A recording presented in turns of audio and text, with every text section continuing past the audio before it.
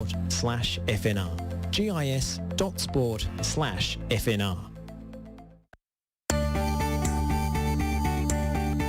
We are more than engineers. We are more than project managers. We are more than surveyors. We are more than infrastructure specialists. We are more than planners. So, who are we? We are problem solvers, providing the highest quality service and results.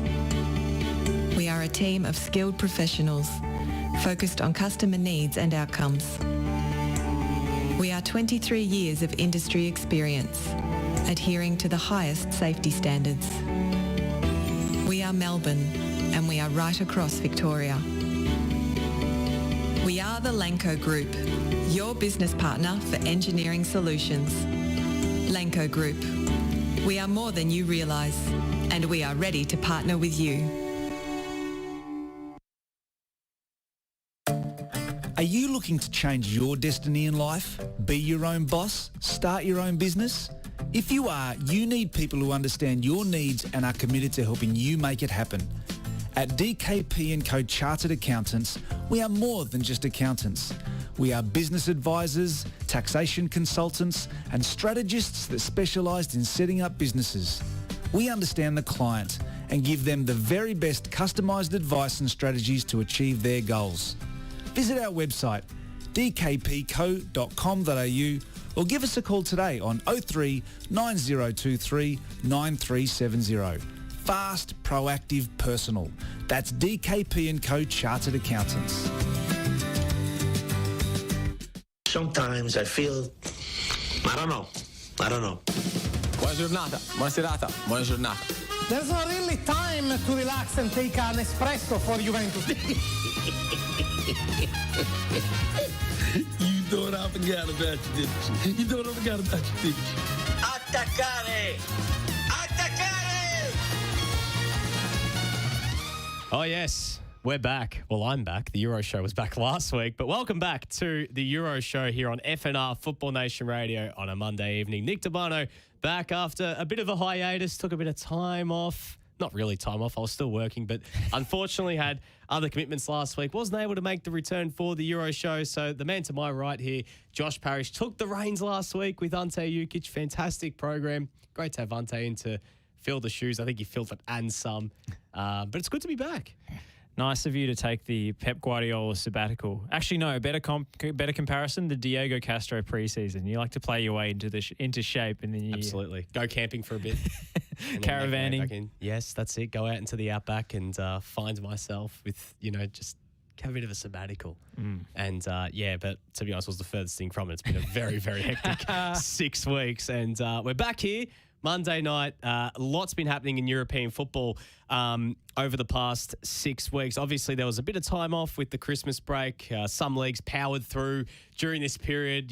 Omicron's gone nuts over in Europe. It's really wreaked havoc on many of the leagues, and especially with crowd numbers. We know the Bundesliga playing behind closed doors. Serie A crowd numbers down to 5,000 only in stadiums for the next week to try and curb the spread over in Europe.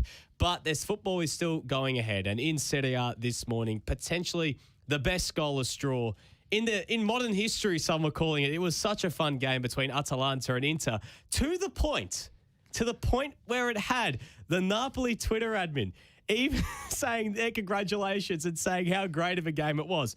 To translate what the Napoli Twitter admin said on straight after the game, he or she said, Napoli congratulates Atalanta and Inter for having played a beautiful match made up of honest and spectacular football.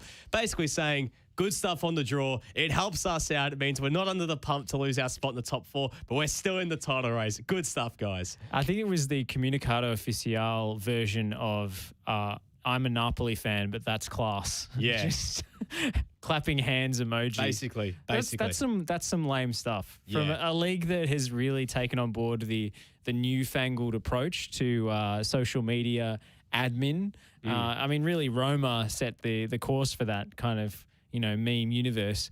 And Napoli have gone. That looks like the owner tweeted out, one of the shareholders who had access to the account. Yeah, it looks like he thought, oh, that was a good game. I should say something on the Napoli Twitter. Well, we know one thing for sure, Josh. When a shareholder has holes of a Twitter account, it doesn't always end up very well. But in terms of the game this morning, Atalanta and Inter, massive result in terms of the permutations for the sides chasing Atalanta against the top four. We know Juventus with a win over the weekend. They're right on their heels right now. And then obviously at the top, Inter with, basically on top of the league right now, and with Milan and Napoli still in the hunt, it brings them back down to earth. Inter have been flying pre and post Christmas break. Fun game. Plenty of good saves. Sami Handanovic winding back the clock to his mid-2000s form. One Musso at the other end making a big save on D'Ambrosio late. Mid-2010s. Come on, don't do him like Josh, that. he's been on a slippery slope now for a few years. Inter fans will tell you themselves that it was incredible to see Handanovic to an extent wind back the clock. But for Atalanta, it's a massive result because they had a lot of players out due to COVID protocols, and they were able to push through against basically a full-strength Inter team who we know they won the Supercoppa a few days prior against Juve. But still, knowing how deep Inter's squad is, it's a big result for Atalanta. There were some amazing saves in this game. It was a goalkeeping masterclass from both. I mean, Musso's save, the sort of trailing, or not trailing, but he was leaning back and managed to get the palm on that ball. It was such a powerful strike from, I think it was Alexis Sanchez. Yeah. There were some beautiful passages of play. I think I can only join Napoli in congratulating them on an honest and well-spirited and beautiful match. A 0-0 draw, as the Italians would say, is in many ways the perfect game because any goal is a mistake. I guess so. I mean, yeah, back in the old days, back in the days of Back in the Catenaccio. dark old days of the 80s, yeah. Yes, but we know now the Italians like to thrive on high-scoring affairs, especially for some of the football hipster favourites such as Sassuolo. But this game in itself, when you look at the stats, 1.14 XG for Atalanta to 1.52, I don't think tells the full story. There were a lot of good chances for both teams, as mentioned. Inter do have a game in hand on Milan, who play tomorrow morning against Spezia, but it opens up the door for Milan to jump them. Napoli as well in action tomorrow morning against Bologna, so then Napoli can narrow the gap to only 4 points. But Milan, it's a massive opportunity because Milan has started to find a bit of form after losing a couple games pre the Christmas break. They got a win against Roma and Venezia and a win in the Cup against Genoa, but a big game tomorrow against Spezia. They've found a way, Milan. They've had a lot of defenders now out with COVID and injury. Simon Kjær, we know, did his ACL earlier in the season. Alessio Romagnoli and Fikayo Tomori missed with COVID. Then Tomori came back and got injured. Davide Calabria has been out as well, and a host of players out due to AFCON, such as Benacer and Kessie. The attack, on the other hand, though, they've basically hammer and tong. I don't know if you've seen Rafael Leao, how well he's been playing at the moment. His brilliant chip last Friday in the Cup. But he's been the man that's been the talk of the town recently. And if anyone's going to be able to get them over the line, well, they shouldn't have a problem against Spezia tomorrow morning. But Rafael Leao is the guy to look out for. He has been brilliant this whole season. He's one of those guys that went from your proverbial whipping boy to basically being the guy. And just a slight plug to the national curriculum. But we were talking about Elvis Kamsoba last night, about how, he's gone from being the whipping boy and the guy that would miss a lot of chances, and everything he'd do would be magnified because the big moments he had were chances in front of goal. Rafael Leao was a very similar sort of player at Milan for his first two seasons, squandered a lot of golden opportunities, would fade in and out of games. The things he would do would be heavy touches and squander this and squander that, talk of selling him. But this season, my God, he has improved. That's the story with a lot of young players, I suppose, once they find their feet. He's the kind of player that frustrates you because he kind of looks lethargic on the field, like the way he moves, the way he runs, or even his facial expressions. He never quite looks too fussed. He looks really happy all the time. Just he's just sort of blissed out and doesn't really he's just a vibes player. But when you start seeing him take on more responsibility, when other players are out of the team and the onus is on him, that's when you start to feel encouraged by Rafael Leao's progression. So I'm glad to see that he's finally living up to his undoubted potential. One of those players, like a Cam Sober, who flatters to deceive at times, if I can get that out, who I guess inflames the passions of supporters who feel more frustrated by eye-catching players who let you down rather than players who ghost and don't do anything on the pitch, but probably has more potential than any of those guys. So, yeah, Milan keeping within touching distance with this result and, as you say, can go top of the table, which really highlights the fact that Serie A is the only legitimate title race in Europe's top 5 leagues this season. Maybe Sevilla can do something in La Liga. Dortmund somehow can. That's not happening. Against Bayern, but I just don't see it. But in terms of Milan right now, you've got to give testament to them. And again, they've weathered all these COVID and injury crises throughout this entire year. They've done brilliant to do so. But this game against Spezia is massive because you look at what's coming after that, a home game against Juve, the international break, and then a derby against Inter. And that derby against Inter probably will be title defining. They've had these, remember last season, they met in February around the same time and Inter blew Milan out of the water, and that was basically the death blow to the Scudetto, their Scudetto hopes. So when you look at this game, these are these sort of games when you're in the title race. These are the banana skin games. And Spezia have been a banana skin for some teams. Even for Milan last season, Spezia beat Milan last season, one of the few teams to beat them. And earlier this year, they almost got something from the reverse fixture at their home ground. Obviously, this being at the San Siro. I don't see Milan necessarily having too much of a problem winning this game, but I think it'll be an intriguing watch nonetheless because of Milan's defensive outs. They're scratching the bottom of the barrel defensively, but also in midfield. First 3 choice centre-backs and centre-mids are out of this game. You know, defensively without Romagnoli, Kier and Tomori. Midfield without Benacer, Kessie and Tonali suspended tomorrow. So they're really going to have to push through this game because this has all the hallmarks of potentially being a game that a Milan team from the past would slip up and lose or drop 2 points. And Spezia would know that. They'd know that there's a golden opportunity. Milan are ripe for the picking in that sense. But seeing who Milan have got up top and their firepower for tomorrow morning, it presents a golden opportunity. And just another note in this game before we move on. If Zlatan Ibrahimovic scores tomorrow, he will become, I believe, he will be the player who has scored against the most opponents in the top 5 leagues. So at the moment, him and Cristiano Ronaldo have scored against 80 different teams. He'll go to 81 tomorrow if he scores against Spezia. It helps when you're 78 years old. And you've played in France, England, Italy, Spain. Aging mercenary clocks up. Predictable milestone. Hey, it's still a cool achievement. It is very cool. He's more lion than man, as he loves to say.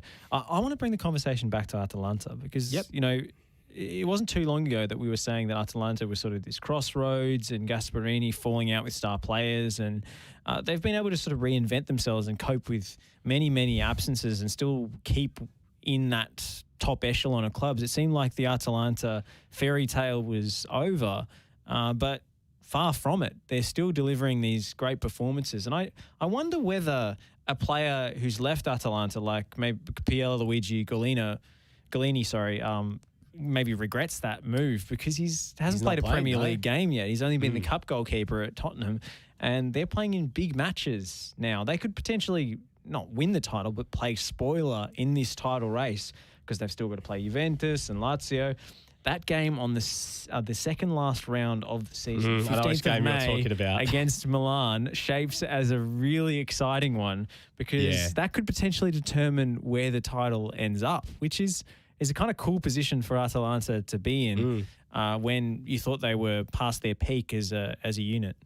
There's something special about the Atalanta-Milan fixtures. Yeah. Something very symbolic about these games because not only are they geographically close, Bergamo is a small province just outside Milan, so they're geographical rivals in that sense. And when Atalanta weren't what they are, they were always kind of spicy in the terraces, especially when Milan would go to Bergamo. You knew that it was going to be, a tough crowd. It's a hostile. Now just it's random explosions going off in the crowd. And when there's random explosions in Serie A, it's a good game. Atalanta, though, just before we go back to the symbolism of that game, they have this tendency to start season slow and then hit their strides now. Like they find that it's like they're slow starters. There's always talk about Gasperini falling out. And then something just changes. It's like, I don't know if they go on some internal retiro that we don't know about and they just all get on the same page. Just sicko mode activated. Basically, Atalanta going to turbo gear. And they always find a way to hit form. I am not ruling Atalanta out of making a bit of a late push. Really? Right now, Atalanta being out of Champions League, I know they've got Europa League against Olympiacos, but I wouldn't rule them out entirely. I think that they're just too dangerous. They're going to get players back, and they've got players hitting form. Mario Pasalic starting today, playing closer to goal, was a great move. I know he had to, and he should be playing there every single game, but they played him out of necessity more than I don't think that he would have started if Ilicic was there. But they're playing some good football and they're getting guys back. Getting Remo Freuler back. Having now a full strength defence is a big thing as well. Getting Mary Dimero and Palomino on the pitch together. I think this is going to be an interesting time now because if Atalanta can string together some results, Lazio haven't been playing some good football. They've been so streaky this year. We don't even know what to expect from them. But then after that, it really opens up. Juve, tough game. But the games against teams like, Fiorentina, Sampdoria, Roma as well, I think they should have an issue with. But then it really, towards that period before they play Milan, there's a string of games that they really should be winning against Venezia, Salernitana and Spezia. And that matchup against Milan, we talk about symbolism. You've heard me and Ante speak about the famous 5-0 in Bergamo, which was the changing moment in Milan's history. Their last meeting in Bergamo, not this season, last season, the final game of last year, was to decide if Milan were going to make the Champions League or not. And Milan won 2-0 in Bergamo to get there. Atalanta, had to rely on results then to go their way, and they still snuck in. Whenever these two teams play, there's high stakes. There's a different feeling to it. And I think that game, I'm not too sure into who'll be playing at that time, but wouldn't it be great if, Napoli's sort of close by, if Atalanta's closed the gap and we've got a bit of a 4-horse race by that time? I'm not ruling it out. I think there's a chance, if it's not 4-horse, that Atalanta could definitely be right in the mix. Inter's last 4 fixtures of the season, Udinese, Empoli, Cagliari, Sampdoria. That's pretty soft. Yeah, that is, that's worrying. That's worrying for the title contenders. It is. But you look at Inter's next few games, this period that's coming up in January, February, this is going to be the real test of Inter's mettle. After playing Empoli and Venezia, they've got Milan, Napoli the following week, Liverpool in the Champions League, Sassuolo, Genoa and Salernitana. Liverpool again at Anfield, but then after that, there's a host of tricky games. Torino away, Fiorentina, Juve, Hellas Verona. They still have to then play Roma. I know Roma's Roma, but there's still enough quality. So what you're saying to me is now is going to be it. This is where it's going to be the time. If Inter get through this period, I think they'll win the Scudetto. So we could get the situation where Inter actually drop off in this heavy period of games and they end up being the chasers, the trying to close down and shrink that potentially Milan title lead. One thing we've got to remember from the difference to last season, Inter were not playing in Champions League or Europa League at this point. They bombed out. They did exactly what Milan have done right now. I know it's not something that's planned, but in this point of the season, when you're focusing on the league, arguably the better thing is to bomb out. And for Milan, they're out of the 4 teams, the only team that's not playing in Europe at this point of the season. Napoli and Atalanta are playing in the Europa League. Juve are still in the Champions League. I know they're still technically hanging around. They're like an annoying pest. They're just still there somehow. But this is going to be a really, really intriguing watch over the next 2 months. And that Milan-Inter game after the international break is going to be massive. I really hope that by that stage, the COVID situation in Italy improves a little bit so they can get more than 5,000 people into the San Siro, at least 50%. At least have 40,000 people in there. You want to have a pumping crowd. The worst part about the derbies last season when it was tight, they were played in empty stadiums, and 5,000 inside an 80,000 seat stadium, you may as well be playing with no one there. So this is going to be a fun period. And Milan, on the other hand, it opens up for them after that Juve and Inter period. It's going to get a bit easier for them in terms of those games. So I can't wait to see how this all transpires. But Josh, before we get to a break, we touched on Juve. And we're going to talk about a certain player from Juve a little bit later on. We get into our segment of potential free agents. But they are hanging around. And I hate to say it, they're still there. Somehow. It's like, the Jesse Pinkman meme. They can't keep getting away with this. But they are winning. They're not playing well, but they're still finding a way to get results. A 2-0 win on the weekend. Weston McKennie scored. He likes his ranch sauce, Weston McKennie. But they found a way to get the result. And yes, we ruled them out, but they're not gone yet. It's Death Star 2.0. We blew up the first one, but now they're back bigger than ever. They're hanging around like a bad smell, which is fitting considering the celebration favoured by their best player. Yeah. He's a little discombobulated at the moment. He doesn't quite agree with the club hierarchy and how the contract negotiations have gone. He's got an expiring deal at the end of this season, so the clock is ticking for Juve to either cash in on Paula Dybala or lose him for free in the summer. And he scored a lovely goal and made a very pointed celebration right in the direction of Pavel Nedved in the stands, who was covering his face. Yeah.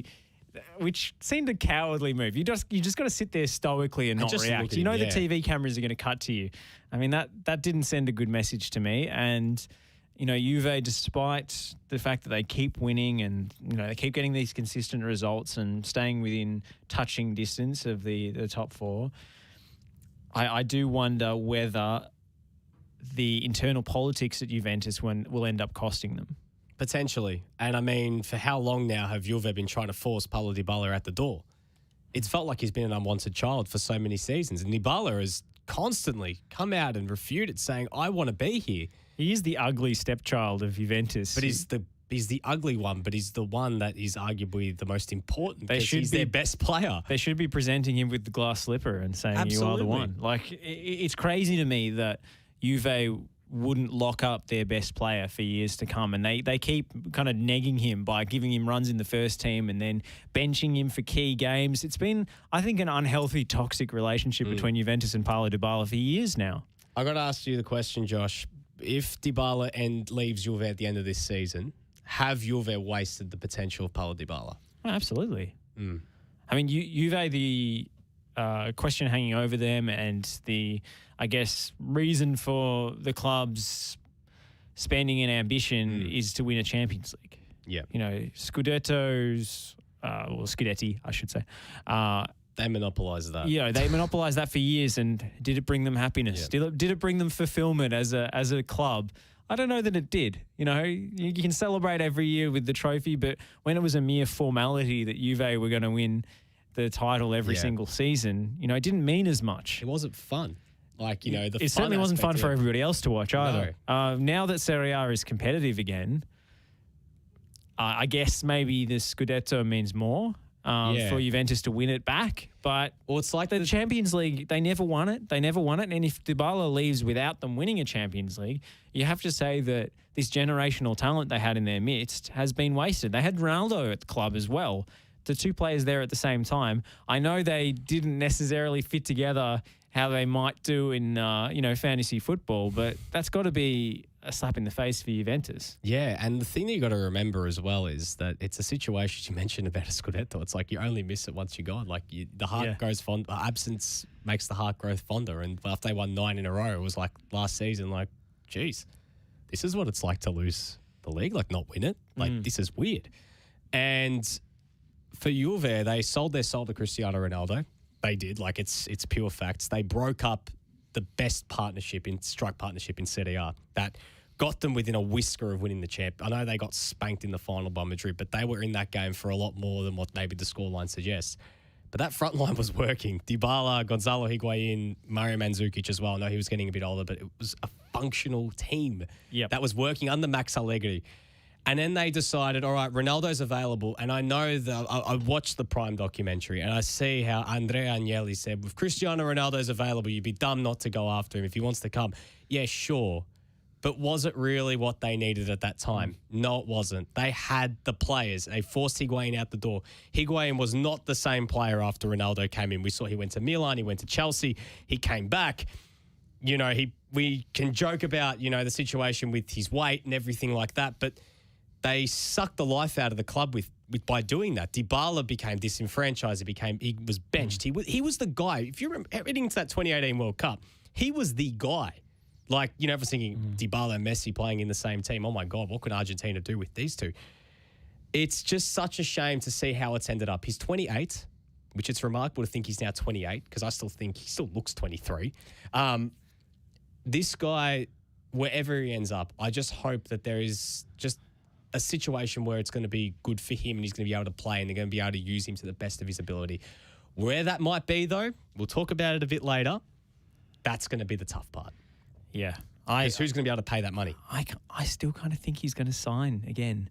This is the problem with Dybala for me, is he's got all the ability in the world, but he's always gone back to the sort of safety net of being at Juve again and again and signing contract extensions and staying and not pushing for that move to a different league or a different club where maybe more burden of expectation would be upon him, because Juve have never really made him the guy. Is this the straw that breaks the camel's back? Maybe. Because I know maybe it's different this time. I know that they want Gianluca Scamacca, and they're going to have to offload one of Dybala and Morata to facilitate that. Like, it just won't work, bringing Scamacca in, who they're planning to literally be their guy for the future, if you're going to have Dybala and Morata, because he's not going to play. For me, I really like Alvaro Morata. I like the Morata-Dybala partnership, but I don't see how Scamacca and Morata work together, but I see how Dybala and Scamacca can work together. That for me is a very, very tantalising prospect. This is the problem with Juventus. Is but they're always looking for the next thing and the next signing. They never appreciate what they have. And they broke up the Higuain-Dybala partnership. Yeah. Now they might break up the Morata-Dybala partnership and make them same mistake twice. And they've tried. Which is really just other areas of the team that need improvement. The front third is fine. It's great. Yeah. They've still more than fine. They've still got another player it's completely forgotten in this whole puzzle, Moise Kean. They sold him, and he was clearly the future of the club. They sold him to Everton. He was wasted for a season at Everton. He found form at PSG. They bring him back, and he's not playing. They decide, they completely neglect their midfield. Their best midfielder they want to ship to bloody Burnley or Newcastle, which it's ridiculous to even think about. Well, at least their most creative midfielder. I think Locatelli is their best midfielder, but their defence is in disarray. God knows what's going on with Matty De Ligt right now, whether he wants to be there. Their fullback situation, my God, Alexandro, the last few weeks, the last few months, it's been this slippery slope of him just mistake after mistake after mistake. They're still relying on Mattia Di Silvio, for God's sake. That is not a backline that's going to win you a Scudetto. When you see what Milan have got defensively, their back four is sensational. Look at Inter's back when three. Fit. When fit, of course. But you look at those defenses and even Napoli's, and that is a good backline. Juve's, it's like just plugging places and seeing if it all fits. Juan Cuadrado is still their number one right back, and he's not a natural right back. He's had a good season. This is the other thing that gets me about Juventus. It seems to be different standards and different rules for different players. Yeah. Adrian Rabiot and Alexandro can fail upwards as many times as they like and let down the team in big matches. Bernardeschi is another good example of a favourite son who never seems to get the boot when he needs to leave. And, they look at Dybala, who consistently produces when he's played in the right position and the creative fulcrum in the team. And still, they're not convinced by him. Oh, maybe we could get someone better. Maybe we could, bring in Scamacca instead, or bench him in the Champions League in knockout stages. Yeah. It just doesn't make any sense to me. I don't know why the club is run in this fashion, why they're always got their eye cast elsewhere. I guess the club's plan was to already be in a Super League by now, so maybe the Serie A and the Champions League is beneath them now. And to be honest, they've probably still got plans for it. Let's be real. I don't think Andrea Agnelli's been that idea, along with Florentino Perez and co. But that's a story. He got the Champions League reforms that he was looking for out of the whole thing, so maybe it was a success after all. Well, but Juve, their squad is still good enough for them to be in contention, even despite making all of these strategic errors over the years. Well, looking at just other Serie A games this weekend, Roma 1-0 against Cagliari, and no, Christian Volpato did not play, so that was good to see Twitter nice and quiet this morning. Yep. But as I mentioned, go listen to TNC. I had a little bit to say about that one, but he might play on Friday against Lecce in the Coppa Italia. The other ones as well, Hellas Verona Sassuolo, 4-2 Hellas Verona. Of course, this was going to be an absolute cracker. Barak with a hat-trick. He's one guy to keep an eye on in this off-season as a player to potentially make the move. The Czech attacking midfielder, 8 goals, 4 assists this season. He has been sensational, along with Giovanni Simeone, a lot of players, and even Caprari is the other one. Those 3 players, I tell you what, they will feature heavily at the end of the year in transfer talks with a lot of big clubs. So keep an eye on that. And Scamacca did score as well this morning, continues his great form. Lazio 3-0 over Salernitana, Torino 2-1 over Sampdoria. Sampdoria sacking Roberto D'Aversa and bringing back Marco Giampaolo. And I can't believe, I was seeing that. I genuinely, putting it bluntly, I pissed myself seeing that because I don't know how he's still hanging around. He's like the Italian Alan Pardew, but just hasn't done what Alan Pardew's done, if you want to call Alan Pardew, making the FA Cup final and getting Newcastle to the Europa League is doing something. a lovely little dance. Yeah, basically. But Gianpaolo, there's this famous gif of him when he was at his Milan introductory press conference where he's doing the sign of the cross, and everyone was just this whole thread of, the same gif under Di Marzio's tweet this morning. But also tomorrow morning, as mentioned, Milan Spezia, Bologna Napoli, and Fiorentina Genoa. Genoa sacking Andrei Shevchenko on the weekend after only 9 games. I did not like that one little bit. Did you look at the article about Fiorentina's owner in Rocco Commisso? I sure in did. The Financial Times. That was funny. If you haven't, go read it. Rocco Commisso is an interesting character. He's a real life Sopranos character. Genuinely. He's a nouveau riche Italian American who's come back to buy a club because he got his education through a football scholarship or something, and he's Italian, so he loves football.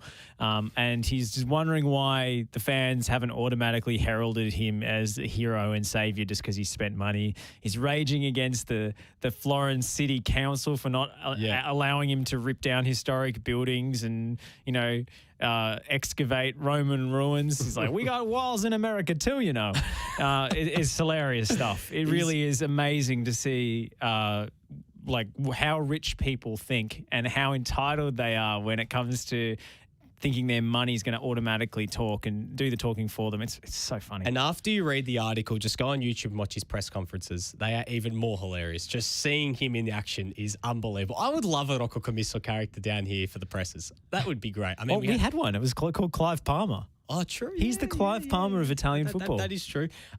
We just had a correction from our wonderful producer, Pakul Frimpong, that yes, 9 Serie A games Andrei Shevchenko coached and 2 cup games, and the final one being against his beloved Milan. They full gave him a plaque and everything on Friday, and then he was gone a few days later. Maybe he'll go back into Ukrainian politics. To be honest, maybe Milan will snap him up as an assistant. I'd love to see him come and dual threat under Stefano Pioli. I reckon it'd be great. Just pulling the heartstrings. Keep your comments coming through on the Twitch, by the way. Vuctree says Agnelli is the problem at Juventus.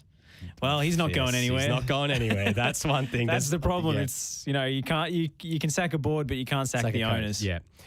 We'll take a short break here on the Euro Show. When we come back, we'll dive into what we sort of tease a little bit in the Twitter promo, a little bit about some of the big names coming out of contract at the end of the season. Having a look ahead at who may make the move, some big names in that free transfer, who may agree to a move now and join in June. Through the Bosman rule, some of the players who might also join in the January transfer window. But we might also take a look at who's going to replace Rafa Benitez. Is it going to be Ange Postecoglou, as one person suggested on Twitter? Find out a little bit later here on the Euro Show on FNR Football Nation Radio.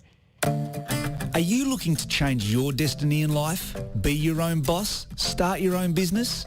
If you are, you need people who understand your needs and are committed to helping you make it happen. At DKP & Co Chartered Accountants, we are more than just accountants. We are business advisors, taxation consultants, and strategists that specialise in setting up businesses. We understand the client and give them the very best customised advice and strategies to achieve their goals. Visit our website, dkpco.com.au, or give us a call today on 03 9023 9370. Fast, proactive, personal. That's DKP & Co Chartered Accountants.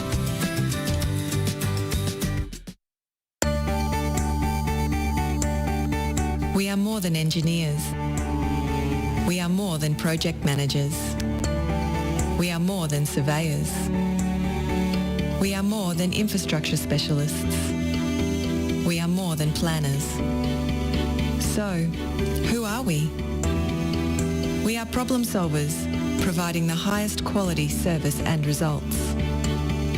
We are a team of skilled professionals, focused on customer needs and outcomes. We are 23 years of industry experience, adhering to the highest safety standards. We are Melbourne, and we are right across Victoria. We are the Lanco Group, your business partner for engineering solutions. Lanco Group. We are more than you realise, and we are ready to partner with you. Ever wanted a career in football? From TV deals to player transfers, football is now a global multi-billion-dollar industry in need of qualified professionals who know the sport inside and out. Brought to you by the Global Institute of Sport, the Masters of Football Business is delivered by experts from Australia and around the world. Learn online with unique access to networking and guest speaker events at the iconic MCG. Be one of the first Australians to get a football master's degree. Apply now to start in February 2022. Learn more at gis.sport/FNR. gis.sport/FNR. Sometimes I feel, I don't know. Buona giornata, buona serata, buona giornata. There's not really time to relax and take an espresso for Juventus. You thought I forgot about you, didn't you? You thought I forgot about you, didn't you? Attaccare! Attaccare!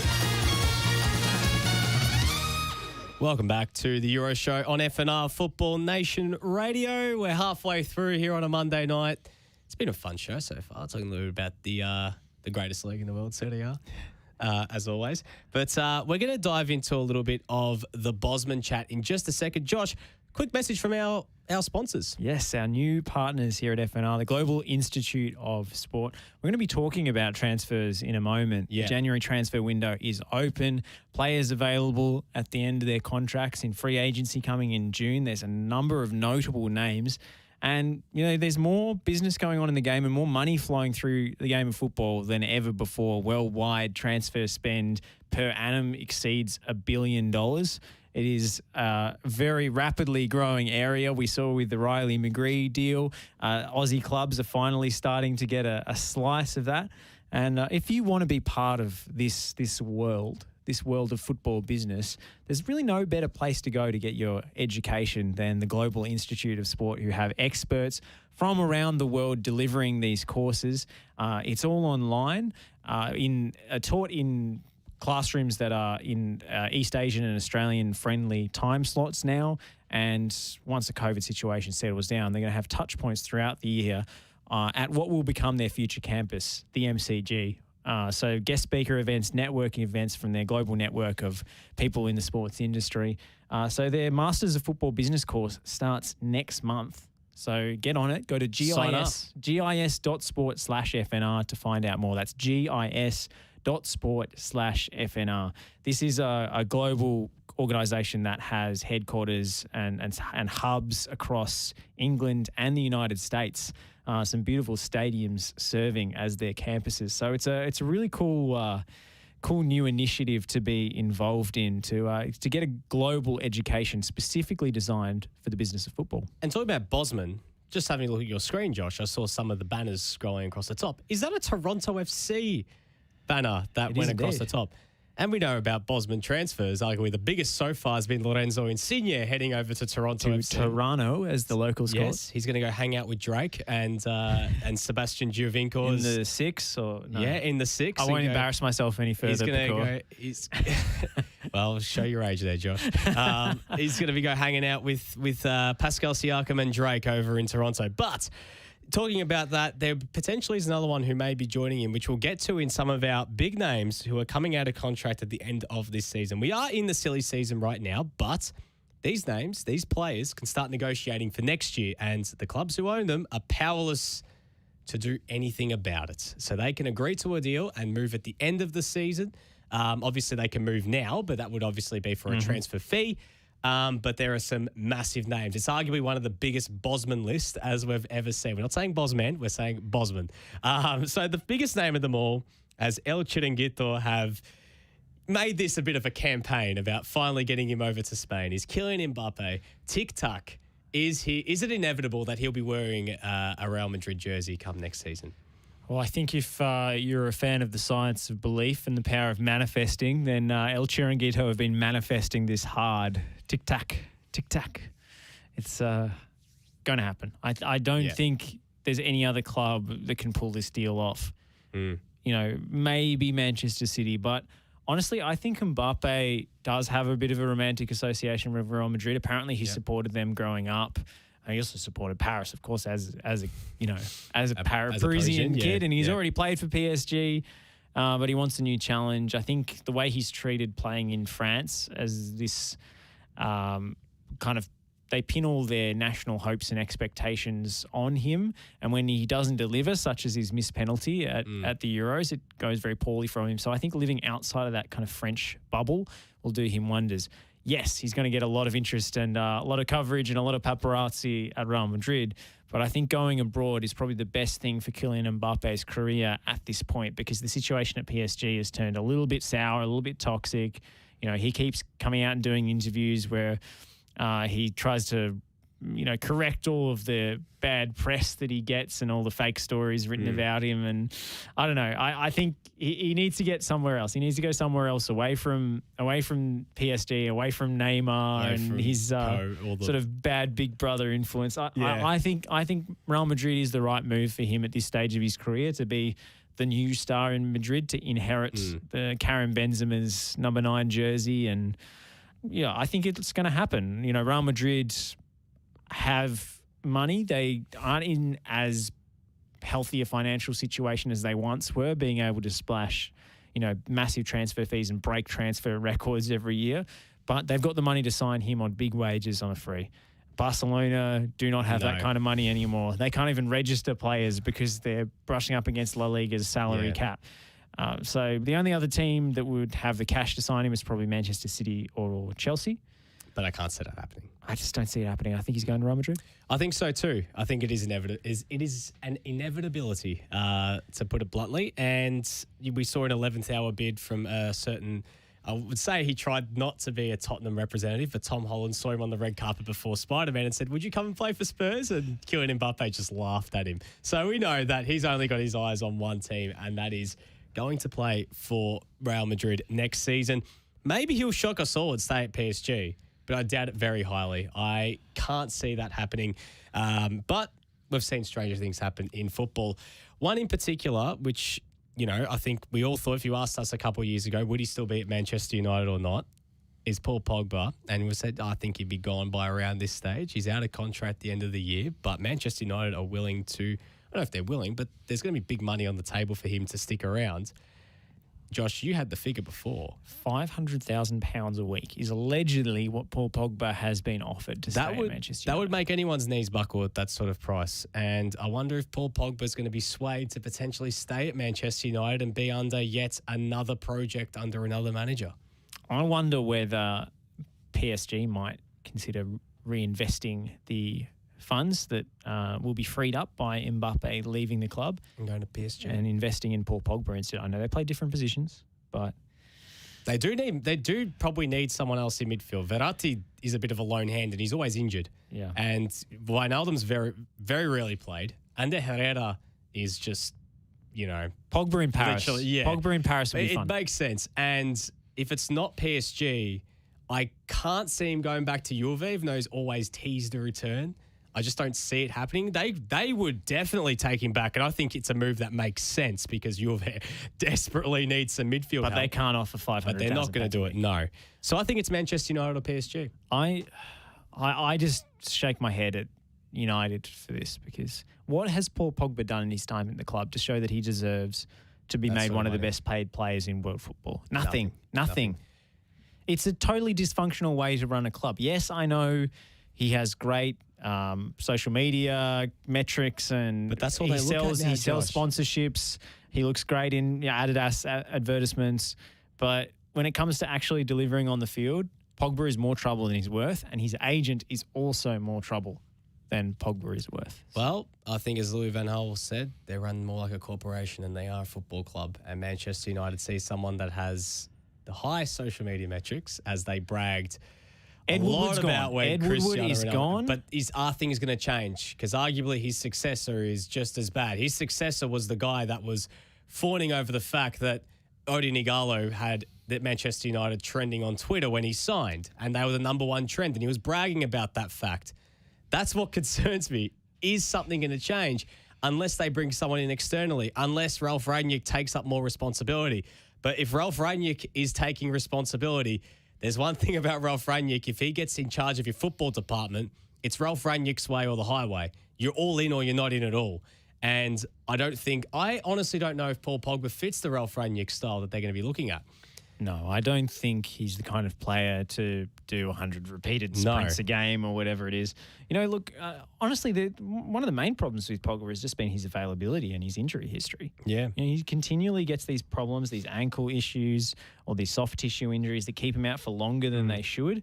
And I'm sorry, if you can't be available to play every week, then you're not worth investing that kind of cash in. So if United re-sign him on that sort of money, even if they re-sign him at all, I think it's a bad move. I think they just need to move on from Paul Pogba. It's time because for an he's one of these split. players. He's like Ndombele at Tottenham. Yeah. Everything has to be effing perfect for him to deliver his best performances. And those players are more trouble than they're worth. Yeah, absolutely. Let's move on to player 3. We spoke about him a lot before, and that was Paula Dybala. For me, I know Tottenham want him. I don't know if I could see it happening if he goes to Tottenham, only because I don't know if he fits the Antonio Conte style of a hard-working, especially if they're playing a 4-2-3-1. I don't see it happening. If he was playing in a 3-5-2 with Harry Kane up top, I can only think of the possibilities, and actually it's like that is an unbelievable front two, but it's almost like they're too similar, that they both might just be both dropping too deep, and then Son sort of becomes neglected in that sort of section if Harry Kane sticks around at all.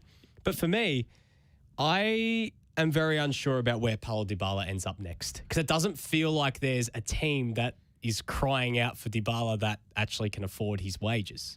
I think we're going to end up with this anticlimax again with Dybala, and he's going to stay at Juventus. I just think he's going to extend. The only other team that I can see him thriving at, and I think Tottenham probably aren't a successful enough and a big enough team for where his ambition should be at. Maybe with Conte and Paratici there's a draw, but I don't know. The only other team that I think could work for Dybala is Chelsea. Yeah. Depends what happens with Lukaku. It depends what happens.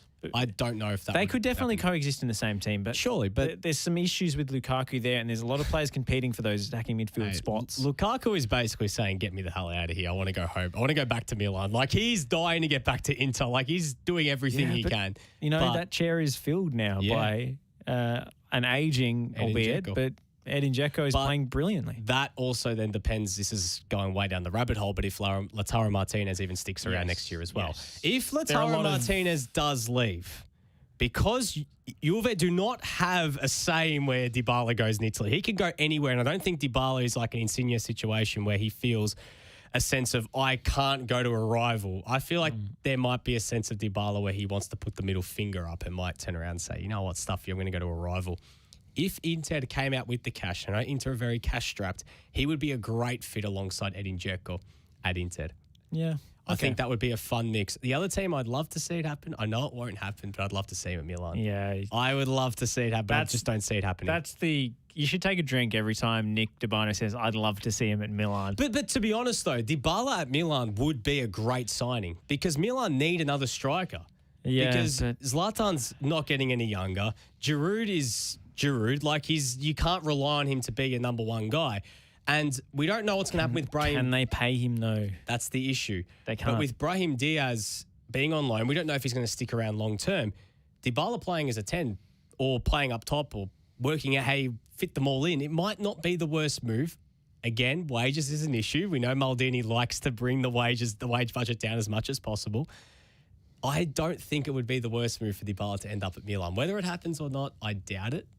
But I'd like to see. It wouldn't be the first time that Milan has poached one of Juve's stars. You know, Bonucci going there didn't end up like they wanted it to. Yeah, different time. I think Milan should be going for a different profile of play. I don't think it makes sense to spend big on Dybala when you're dealing with the kind of limited resources. But Dybala, it sort of puzzles me. I think the most likely scenario is we see a contract extension eventually. Talking about two Milan players that are out of contract, since you mentioned them, Franck Kessie and Alessio Romagnoli are two big names who are going to feature heavily in the next few months. Franck Kessie especially.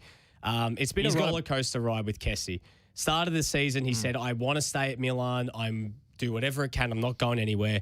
To then weeks later, him coming out with ridiculous wage demands, much more than what Milan were willing to offer him.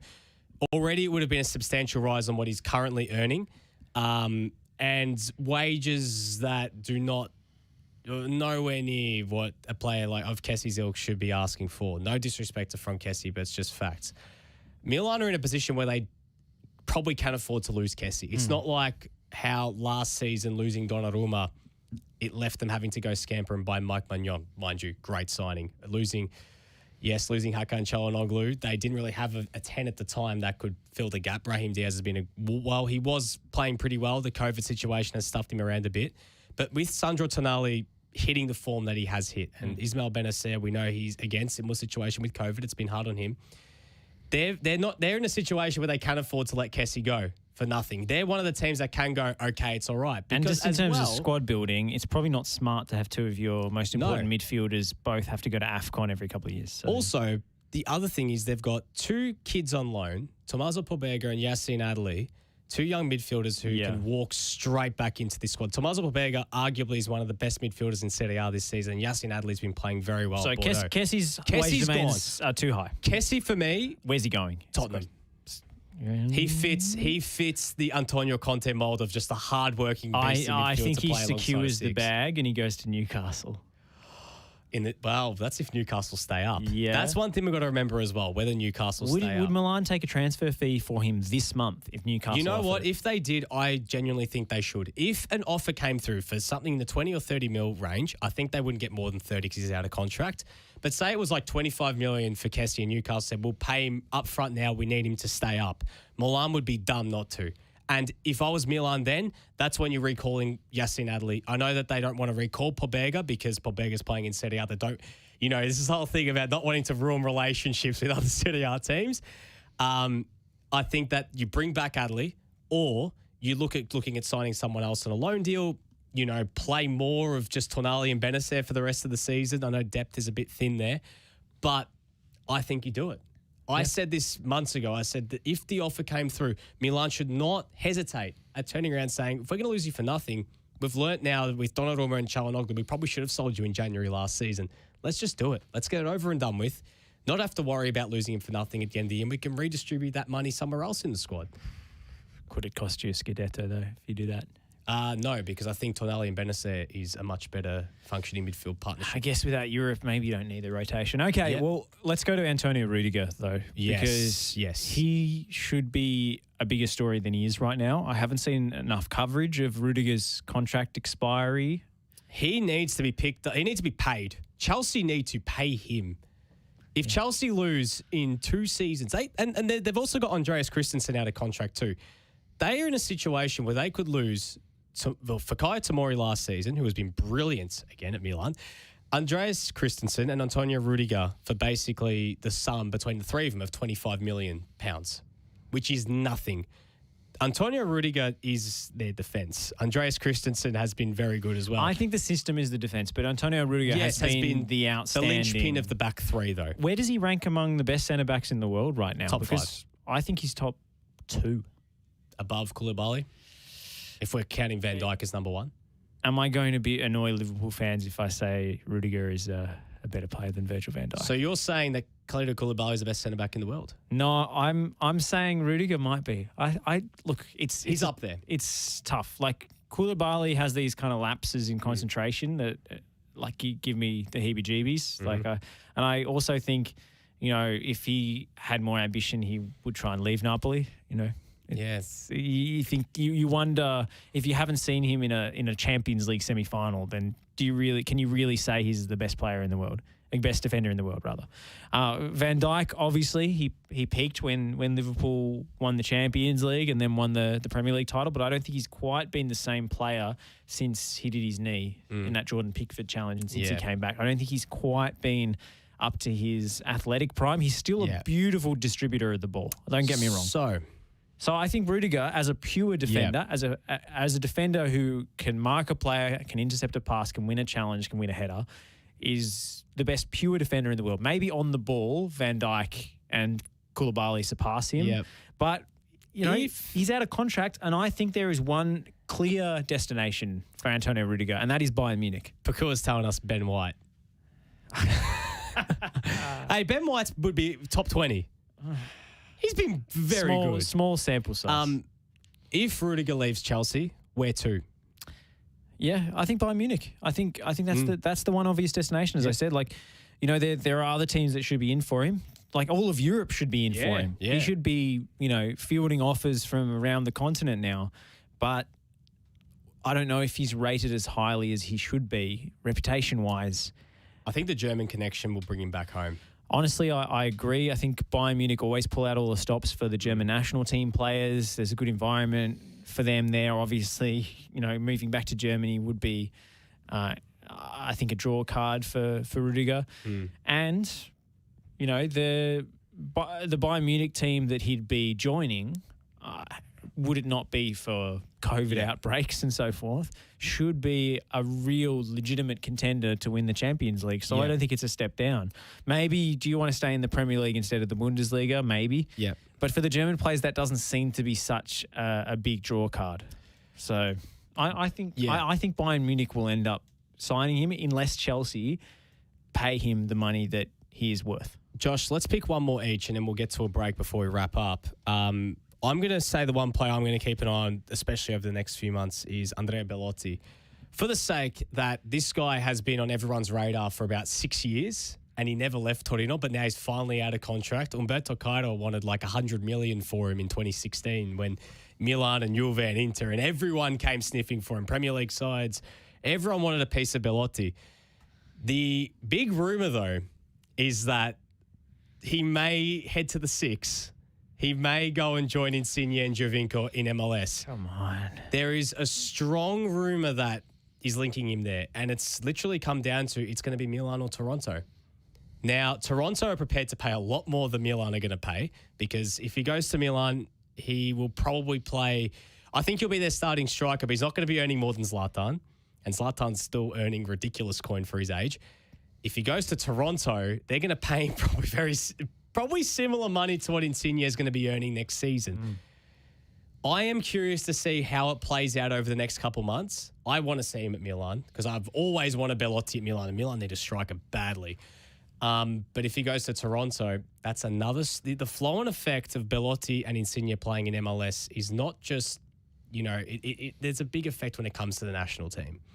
Because in the past, it has been frowned upon for Italian players to go and play in the MLS or go and play in China. It's actually hindered Or their the Middle ability. East, even.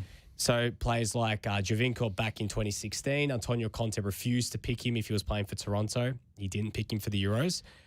Graziano Pelle, Stefan El Shaarawy. Those players all fell out of favour because of their moves overseas. Italy with Insigne is a different one because Insigne is still Italy's best attacker and he's still, you want to get him out there. If Italy are going to make the World Cup and, you know, if they get to the World Cup, you need to have Insigne out there.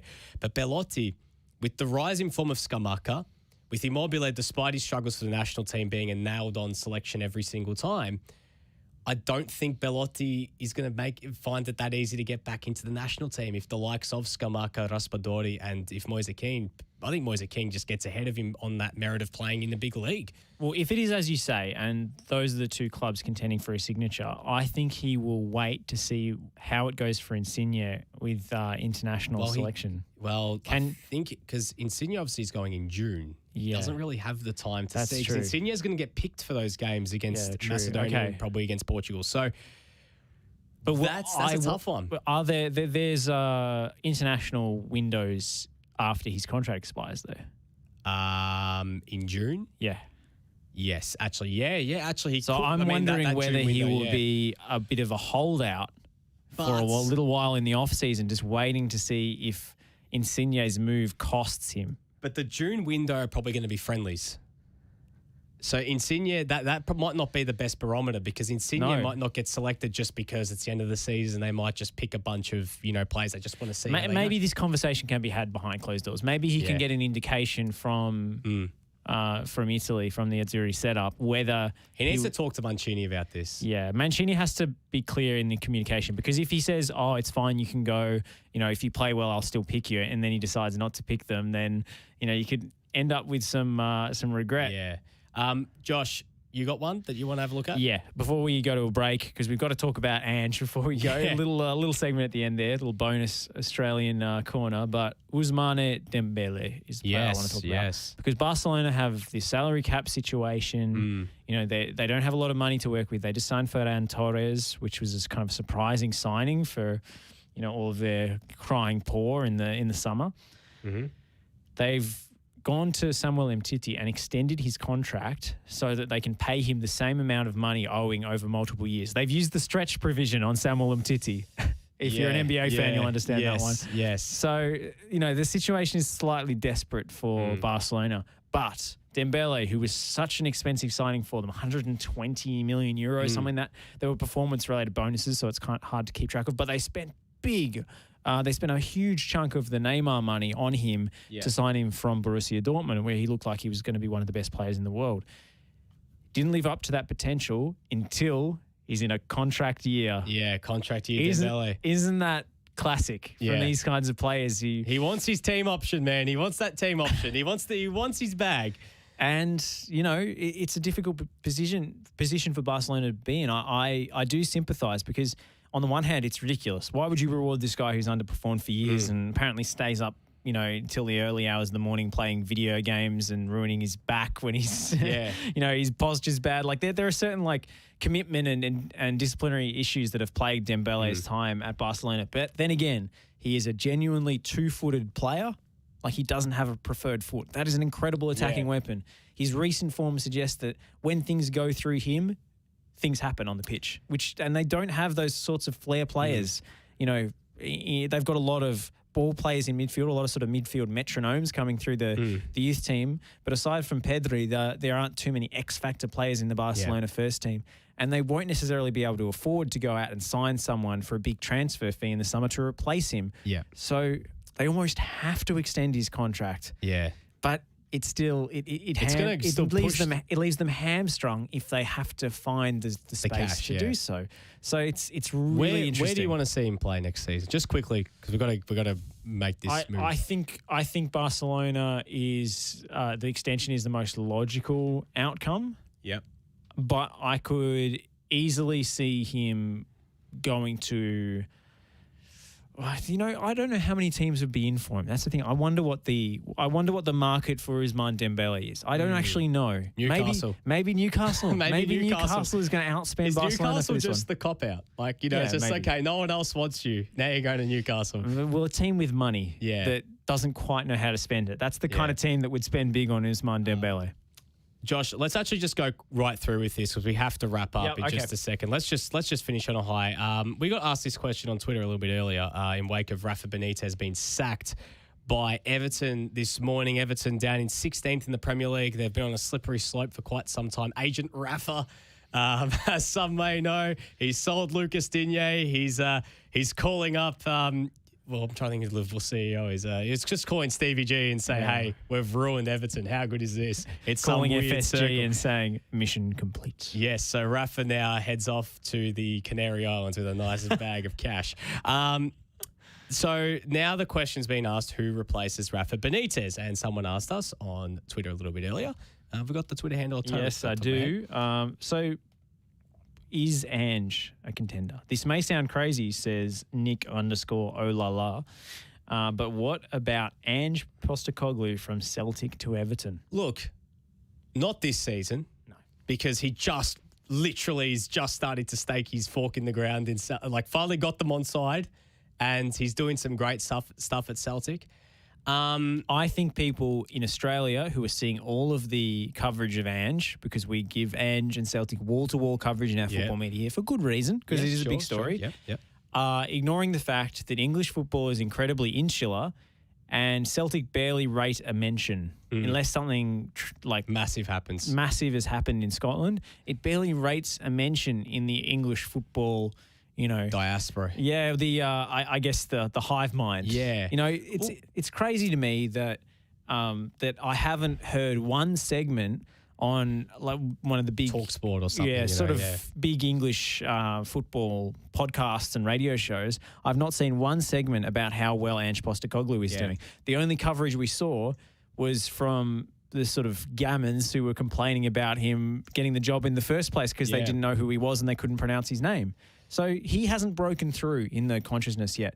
And until he wins a title with Celtic, he won't. Yeah. So this has come way too early for Ange to make that kind of move. I think we need to pump the brakes a little bit because he's still at a club. They're very famous, of course. They've got lots of supporters, lots of very dedicated supporters who, descend in droves online whenever Celtic is mentioned. But they're still a team that financially are being outcompeted by Middlesbrough for signings. Yes, and that is something else. Josh, I was going to say, you telling people to pump the brakes just reminds me of a certain chat we had on a certain podcast yesterday about a certain someone else. And I think we have a habit of overreacting, and also I don't think Ange would just up and leave after half a season. No. Even if he was offered, even if the opportunity was so good, I think he's too principled to say, I'm done after half a season, after not completing the mission he set out to complete. Put it like this. He's going to stay for 2 or 3 years at Celtic. Yeah, Ange isn't going to say, okay, with that I'm done. He's going to see it through. For me, and this is something that maybe in a couple of seasons, if this opportunity did come up, but we have seen Everton's track record with managers and how they are not gun shy in, moving someone along when things are working well for them, that they like to go after the shiny toy. So unlike certain blue tick journalists at A-League women's games, Ange is not going to leave at halftime? No, he's not going to leave at halftime. And put it like this, the side that Ange puts out in the field is not going to have any issues against the under-16 side. But look, in terms of like what was being said about yesterday, we're not going to go down that rabbit hole because if that just gives me a soccer headache. Twitter yesterday, you know what we're talking about. We're not going to elaborate further. And look, Ange is not going to... Ange has blown the bloody doors off at Celtic in a certain reference to his namesake from that aforementioned Twitter user yesterday. The thing is, I think in a couple of years' time, it'd be good to see Ange make the move to a team around that ilk in the Premier League, but needs to go to a club that has some stability in terms of how they deal with their managers. A team like Leicester, I think, would be a great move for Ange Postecoglou. A team like Brighton, I think, who have some brilliant ideas about where that club's going, I think would fit brilliantly. I mean, Stevie G's shown the pathway, really. If you do well in Scotland, you can get a move to a club of that ilk. And yes, he's living off his name to a certain extent. I would like to see Ange in even like La Liga or Serie A as well. I reckon that would even be a good step for him too. Going to a team like, imagine Ange at, say, Real Betis, or at, in Serie A, say a team, I don't know what Mandaroko Commisso, I was about to say Fiorentina, but I don't know how that would go down. But like, say, a Hellas Verona or Lazio even. Hellas Verona with the Greek connection. Yes. That'd be fun. I think that there is a stepping stone, but there was some that was saying, what about Manchester United? No. Come on. Just please, no, because if you thought as we were saying off there, you thought about what was happening pre-season with Ange going to Celtic and like, who is this guy? Imagine it at Manchester United. It would be amplified by 1 million. And Manchester United... We're not saying he's not a good enough manager for that kind of job, but he doesn't have the name recognition for clubs to be able to... Clubs in the Champions League or like... clubs as massive as those to be able to sell that to their supporters, unless he has a proven track record of success, unless he somehow, wins the Europa League with Celtic or something, that's not going to happen. So, remember, there's one thing, Josh, NRI, it's a powerful tool. Manchester United love it. I hope Ange does end up in the Premier League because we don't have any rooting interest in the Premier League anymore. No, we don't. And really, our only hope right now is if Riley McGree gets promoted, gets Middlesbrough and it's promoted. Good for Australian football if we have Australians in the Premier League because that's the only bloody league that gets any mainstream media coverage in this country. So I hope he does end up in the Premier League eventually, but it's not going to happen for another few years, at least. Absolutely. And look, I think, as you said, pump the brakes. Like, we just need to calm her a little bit. Just take a few deep breaths. In through the nose, out through the mouth, and do about a fair few people within the Australian football fraternity about pumping the brakes. Yeah. Anyways, guys, it's time for us to say goodbye here on a Monday evening here on the Euro Show. Back tomorrow, Oz Football Hour. Josh, we've got a new host. Yes, Jason Goldsmith is going to be joining our ranks. He is a published author. He's also appeared on If You Know Your History. Yep. So he's got breadth of Australian football knowledge. I'm really excited to welcome him to the fold. And we're also going to be chatting on Radio Dub to new Matilda Briley-Henry, who recently got her first cap for the national team. So that's really exciting. That's coming up at 6 p.m. and 7 p.m. tomorrow. But until then, it's goodbye for now. And make sure you head on over to our new partners, Global Institute of Sport. Their football business degrees they're offering. Your campus is the MCG, gis.sport/FNR to find out more. Sometimes I feel, I don't know. Buona giornata, buona serata, buona giornata. There's not really time to relax and take an espresso for Juventus. You thought I forgot about you, didn't you? You thought I forgot about you, didn't you? Attaccare!